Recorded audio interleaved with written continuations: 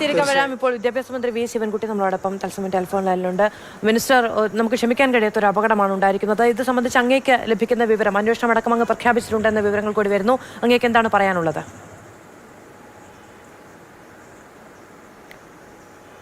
Minister കേൾക്കാമോ? തേവലക്കര അപകടം സംബന്ധിച്ച് അങ്ങേക്ക് ലഭിക്കുന്ന വിവരങ്ങൾ എന്തൊക്കെയാണ്? എന്തൊക്കെ നടപടികൾക്കാണ് സർക്കാർ മുതിരുന്നത്? എനിക്ക് ടെലിവിഷനിലൂടെയാണ് ഈ വിവരങ്ങൾ കിട്ടിക്കൊണ്ടിരിക്കുന്നത്. ഇപ്പോ അത് വളരെ ദുഃഖകരമായിട്ടുള്ള കാര്യമാണ്, നമുക്ക് എല്ലാവർക്കും തന്നെ അറിയാം. രാവിലെ തന്നെ കേരളത്തെ ആകെ ദുഃഖത്തിലാഴ്ത്തുന്ന വാർത്തയാണ് കേട്ടത്. എന്തായാലും വിദ്യാഭ്യാസ ഡയറക്ടർ ഷാനവാസ് അയ്യപ്പന് സംഭവ സ്ഥലത്തേക്ക് പോകുന്നതിന് വേണ്ടിയുള്ള നിർദ്ദേശം കൊടുത്തിട്ടുണ്ട്. പ്രാഥമിക അന്വേഷണം നടത്തുന്നതിന് വേണ്ടി പറഞ്ഞിട്ടുണ്ട്.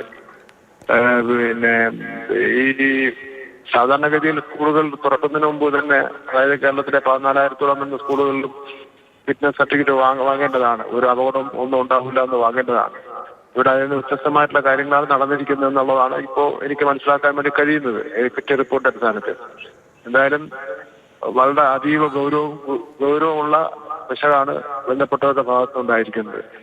അപ്പോൾ അവിടെ ഫിറ്റ്നസ് സർട്ടിഫിക്കറ്റ് കൊടുത്തവരെ തന്നെ ഉത്തരം പറയേണ്ടി വരും. അതിന്റെ സ്കൂൾ അധികാരി ഉത്തരം പറയേണ്ടി വരും.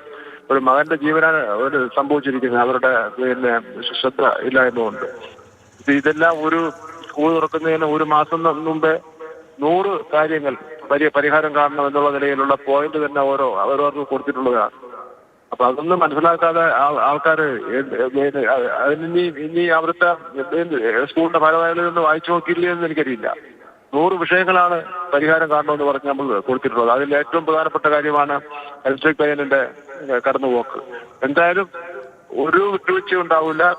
മേൽ കേരളത്തിൽ ഇതുപോലെ സംഭവം ഉണ്ടാവാൻ വേണ്ടി പാടില്ല.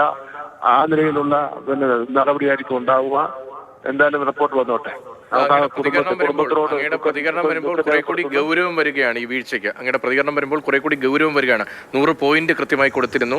ഫിറ്റ്നസ് ഉറപ്പാക്കിയതിനു ശേഷമേ സ്കൂൾ തുറക്കാവുന്ന നിർദ്ദേശം വിദ്യാഭ്യാസ വകുപ്പും സർക്കാരും നൽകിയതാണ്. ഈ വൈദ്യുതി ലൈൻ കടന്നു പോകുന്നതുമായി ബന്ധപ്പെട്ടും പ്രത്യേകമായി നിർദ്ദേശം ഉണ്ടായിരുന്നോ? പ്രത്യേകമായിട്ട് അവരുടെ ഉദ്യോഗസ്ഥന്മാരുടെ യോഗത്തിലും നൽകിയിട്ടുള്ള കുറിപ്പിലും ഒക്കെ തന്നെ ഈ എന്തിനധികം പറയുന്നത്, സ്കൂളിന്റെ ഒരു ക്ലാസ് റൂം പഴയ 1 മാസം കഴിഞ്ഞാണ് തുറക്കുന്നത്, 1.5 മാസക്കാലം കഴിഞ്ഞാണ് തുറക്കുന്നത് എന്നുള്ളതുകൊണ്ട് ക്ലാസ് റൂമിന്റെ ഒരു മൂലയിൽ പോലും പരിശോധന നടത്തണം. അതിൽ ജന്തുക്കൾ ഇരിക്കാൻ സാധ്യതയുണ്ടെന്നുള്ള പോലും അത്ര സൂക്ഷ്മമായിട്ടുള്ള ഒരു നോട്ടാണ് കൊടുത്തിട്ടുള്ളത്. അതുകൊണ്ടാണ് ഈ 14,000 സ്കൂളിൽ ഒരു പ്രശ്നം ഉണ്ടായിട്ടില്ലല്ലോ. അപ്പൊ ഇവിടെ ഇതുണ്ടായത് വളരെ അധിക ഗൗരവ വിഷയം തന്നെയാണ്. ഇനി ആര് ന്യായീകരിക്കാൻ നിന്നാലും ഇപ്പോൾ സ്കൂളിന്റെ മാനേജ്മെന്റ് പ്രതികളൊക്കെ ന്യായീകരിക്കുന്നതാണ് നമ്മൾ നേരത്തെ കണ്ടത്. പക്ഷേ അങ്ങ് ഈ വിഷയത്തിന്റെ ഗൗരവം ഉൾക്കൊണ്ട് അങ്ങനെ ആ ഒരു ന്യായീകരണമൊന്നും നമുക്ക് ആർക്കും അംഗീകരിക്കാനൊന്നും പറ്റുന്നില്ല.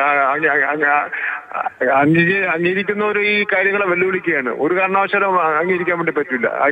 ആരെങ്കിലും അംഗീകരിച്ചിട്ടുണ്ടെങ്കിൽ അതും പരിശോധിക്കണം. ശരി, വളരെയധികം നന്ദി മിനിസ്റ്റർ സംസാരിച്ചതിന്.